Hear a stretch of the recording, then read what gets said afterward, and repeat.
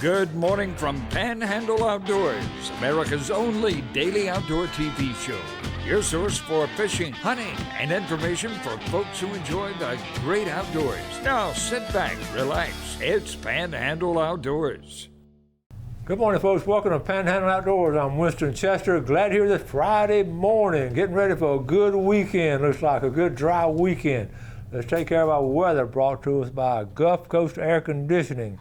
Drew Pollard and hard-working crew up there in Southport. Look, we're having some good weather. Look, high is 86, the low is 72 here, but going to be in the 60s. The wind's coming out of the north. That's always a good sign in September when the wind comes out of the north a little bit. Water temperature dropped down to 82.5. That's the lowest it's been all summer. 82.5 at the end of the pier. I'll get excited about the weather when it starts changing just a little bit. River reading is brought to us by Mountain Dew. Get out and do with Mountain Dew. The Apalachicola of Bluntstown is at a 9.2, and the Choctawhatchee at Careville is high. It's right around 12 foot. It's going to be high this weekend. I would not recommend going on the Choctawhatchee River this weekend unless you just don't have anything else to do. But it's going to be a swift water. There's going to be a lot of stuff floating in it and everything, and so try to find something else to do. We'll talk about that later. Our tide chart brought to us by Kent Forest Lawn. Friday, September 3rd, good strong tides. A high tide this morning at 8:30, and a low tide is going to be at 7:23 tonight. And again, the wind direction we're talking about, winds coming out of north. First time it's been a single digit in quite a while. Coming out of north at about 9. So everything's sort of gotten on through here. Everything's going to dry out a little bit. Be careful as far as getting out there and just a lot of stuff still floating. We've had a lot of rain, and that's a lot of. It's not dangerous, but it could be an obstacle in the way. And if you're going full speed, which a lot of my bass fishing friends do, they go hammer down and go with it. So be careful. Let's take a break. We'll be right back.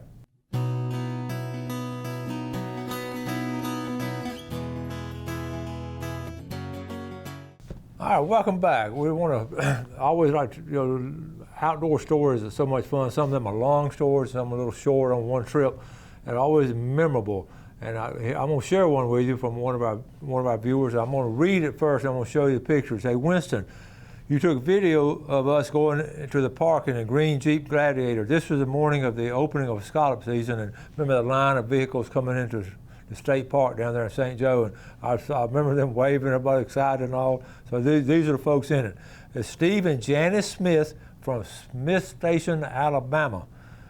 We were all here fishing for reds. Janice, my wife, caught her first big red, 28 inches. I caught 11 reds. Largest trout was 27 inches in St. Joe Bay. We never got doing the scalloping. So anyway, good seeing you out doing the great show. We really enjoyed it when we were at our house in Port St. Joe. So first time I fished St. Joe Bay since 1974. Well, welcome back to St. Joe Bay. Now, it's changed a lot, hasn't it? We usually do our red fish in Apalachicola Bay and artificial baits, and our best friend Alan Chasen and I have been good friends from 8 to 40. So anyway, we're going to show these pictures, and this is one trip, and I remember them going in there as they went by in the back of my mind. I said, that's an outdoor family. I thought they were going scalloping, and they'd planned to go scalloping, but the fishing were biting so good. I'm just going to go through. Here's why just a set of pictures pretty quick. It's in a set. Janice there. There's a boat. You can see where the water was good situation. Look at these redfish. What is it? It's called 11, I believe. And some great pictures. And obviously he knows how to fish. I mean, look at these. A whole set of pictures. So he knows the same. He's got the same shirt on, so he knows the same trip. Okay.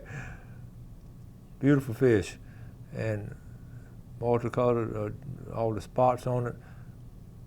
And then, of course, you get to cook them.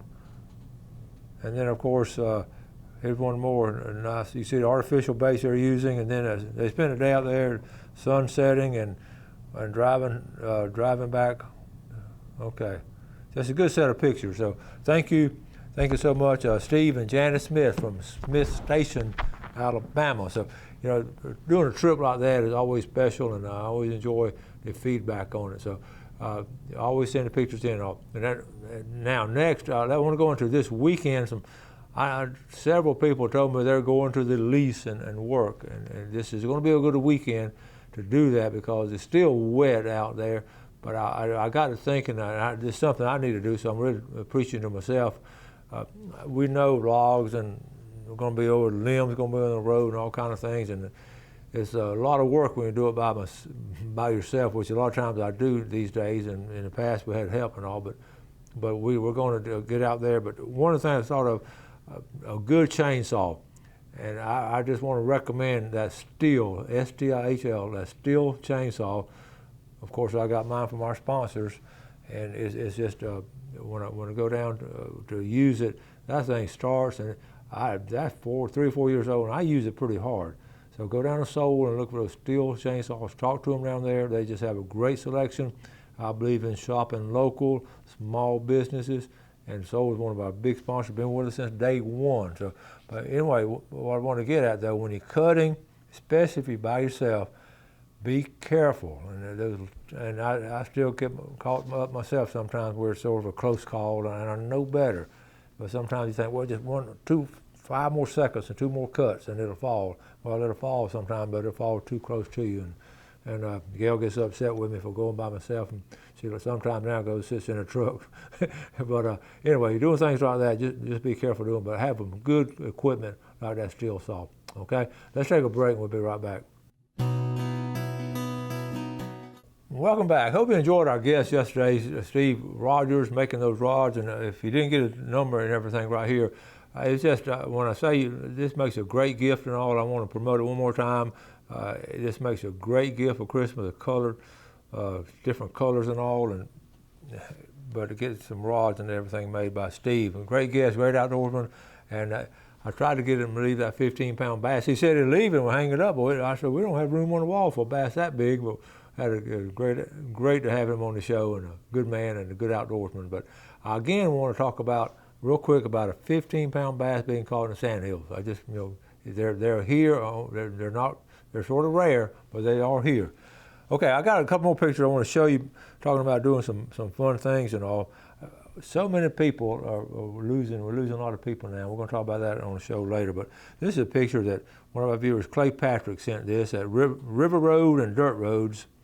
Rest in peace, my friend. I'll see you again one day. He lost his friend, his friend Vic, and he just pulled up this picture back in the day. I know there's Clay on the left, and I want to get a story on this huge gator. I feel like it was taken in Lake Seminole. That looks like a Lake Seminole gator, but that is a huge gator.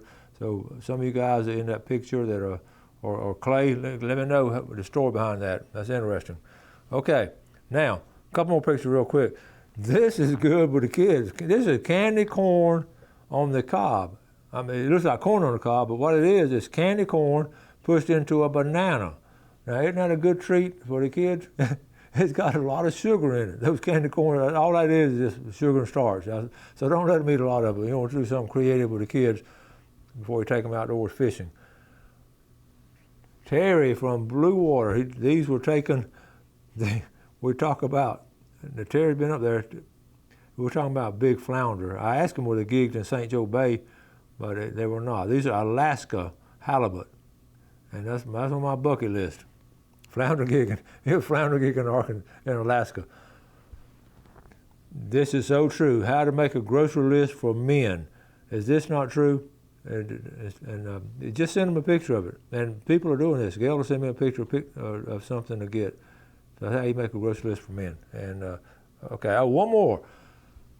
One of the captains posted this. This is that is a croaker. That's what we use for bait. But it's at the Piggly Wiggly. It's fresh. It's called fresh fish. And that I want to mention. I want to talk about that. I guess you can. I've never eaten a croaker, but they're actually selling them as fresh fish at one of our local chains here. And I don't know. Let me know how they taste. I'm not going to eat one unless I get really hungry. I'm sure they're good to eat. Obviously, the people buying them fresh fish, but one of the captains said, "This is what it's coming to. We're not eating we're eating those." So anyway, September. I'll have a quick September to-do list. I know I'm not going to get through it all of it, but just for this month and all, you know how I do these 10 things to do. Number one, I think about it, really not in a special order, of course, get ready for your dove shooting. It's coming right around the corner, September, as the air temperature cools along with water temperature. Dove shooting is good. Number two, food plot and your, all the game. We're going to be eating a lot at the end of the summer. So get your food plot ready. And some of y'all are doing this weekend, you told me. Your feeders, change your feeders, batteries, and all that. This is things I got to do. And number three, cast net ready for mullet. Those mullet been jumping. I swear they look so skinny now. I don't know if it's just me, but every mullet I've seen jump, they look like they're on Slim Fast. They're just skinny now. Number four, I wrote down your gig lights, flounder gig, and make sure your lights and batteries, everything ready. These are things that are sort of, in my mind, what I'll be doing. I just want to share with you. Number five, trot lines. We're going to show you some video on Mondays on Labor Day show of us getting some fish on some trot lines and all. So make sure your hooks are sharp on those. Number six, get your ducks in a row. We talked about the duck season coming up. The short season in September is right around the corner. And I showed you a picture of Elizabeth Wingrove, and she and her boyfriend were looking for some duck holes and all, and I know they found them. Number seven, start wrapping up scallop season. We still got about 3 weekends left on it. I believe it's 3 weekends, maybe 2. And it's going to be good this weekend. Scalloping will be good. I'll talk about it later. But scalloping should be good this weekend. The wind's going to be coming out of the north. It might be a little choppy on the south end of the bay. Number 8, September 18th. Put that on your calendar. Seasons of Hope tournament. Go to the weigh-in. Watch the weigh-in. But try to fish it if you can. Try to make a donation. That's some good cause for Season of Hope tournament. And number 9, work on your deer stand. They're telling me now, 2 different people told me lumber went down this week. I haven't checked it, but they're getting notices that lumber's going down a little bit. So if lumber's going down, it's going to be a good time for you to start working on your, if you're building one especially, go and get that lumber. Somebody told me the plywood now has gone down to like $47 a sheet. I guess that's down, but that's still high to me. And at number 10, I've never talked about this as outdoor stuff, but take time in this month and take your wife out on a date if you're outdoorsman, or if your wife, take your husband out on a date if your wife watching. But go out, spend some time together as a couple. And I don't care what age, how many years you've been married, and what age you are. Spend some quality time out eating, or go on a movie. Of course, I don't know if people go to movies anymore or not, but rent a movie, just do something, just the 2 of y'all, and that's good stuff. All right, now let's get ready for our giveaways. And if you're going to go out to eat, Los Antojitos is a good place to go out to eat, and you might win one of these. It'll be a cheap way out, but I'm serious about that time, the quality time together. Sometimes you have to make yourself do it, especially when both of y'all are working. I know that. Even retired people, you need to do it. Okay, here we go. This is Los Antojitos. This is a $25 gift certificate of Los Antojitos. And the winner from Panama City Beach, Betty McElreath. Okay, let's go to the second winner. Oh, and don't forget now, while I'm thinking of it, the Panhandle Outdoor Shop, we got a 10% off sale on through today and tomorrow, on through Labor Day, if you make your order online. So that's a good thing to do, 10% off. From Parker, Sarah Taylor. Okay, and now let's go to Tarpon Seafood and get one of these $20 gift certificate. Greg Abrams, owner of Tarpon Dock, has always been good to us. From St. Joe, Mexico Beach, Wendy Hughes. Okay. And again, I'm talking about Tarpon Dock Seafood. If you can't go fishing and catch your food, that's the place to go. I'm serious about fresh. It is so fresh. A lot of restaurants, I won't call out the big chains, these real fancy restaurants, their seafood comes straight from Tarpon Dock to their back door. And then Atlanta takes a shipment of them, and up into New York City, they take a shipment of them up there. That speaks volumes of what kind of stuff they do. And that's $20. Big red snapper is going to, from Washington County, Jordan Simmet. So we got Panama City Beach, Parker, St. Joe, Mexico Beach, and South Washington County are the winners. All right. Now we're going to get ready. We're going to get set up for our famous Friday fishing forecast. The only problem, we don't have we haven't had a lot of fishing done this week. I have talked to a couple of people that have caught some trout and all, so we're going to show you some areas to catch some trout, but we're going to come back with that right after this message. Okay, welcome back. Glad you're with us. Ending the week on a positive note, talking about all kind of good, fun outdoor things you can do coming up. But first, let's take a look at our fishing game times brought to us by Blue Water Outriggers in Port St. Joe. We have from 9:02 to 11:02 this morning, and then tonight 9:28 to 11:28. So that's a good time to go. That time tonight now would be, of course, a good time to go frog gigging. All right, here we go on the report. It's sort of like I was saying before the break, we didn't get a lot of activity with all the rain and stormy weather and all that we've had this week. But some folks got to go out right before the storm came in and got some good reports on that. But let me just talk about it in general. Well, there was a snook caught now. I wrote that down, but don't go snook fishing, okay? So it's not a good time to go. Surf fishing, let's talk about it first. I just put a big X on surf fishing. It's just wasting your time surf fishing. You really are. The water's still churned up, and it's going to be probably settle down. When there's north wind coming in like it did yesterday, it's going to start pushing things back. It's going to settle down. But keep this in mind, when it settles down, fish are going to be hungry. They're going to eat. Right now, they say hunker down during the storm, and then when the storm, they'll start. I've talked to biologists about this, and they'll just start searching for food. So always after a storm, it's a good time. And you know, those old timers, they would go. I talked about the red snapper days back when they would go after a storm, and the Richard Hollis stories and different stories about these old captains would go in there and catch after things would be turned up and everything, and the red snapper, and they would call each other. Actually, on the radio, they would call and come here, and they would amazing stories of having the fish they caught. They wouldn't do it now. They hated. They did it at that time. Later on, looking back at it. But anyway, let's okay. What else I wrote down? No surf fishing. The pier fishing. Pier fishing could be good because you're getting out on the end of the pier, so you're not next to the surf, and it could be pier fishing could be good. Again, the biggest plus I put down, the ponds and lakes. Like that big bass yesterday Steve Rogers showed, that was a pond bass. Also, look out for what to look for. If you see birds feeding, we'll talk about it all the time. If you see now this weekend, you're out there in the water, you see birds feeding, then that's a good place to go. Let's start up here in West Bay.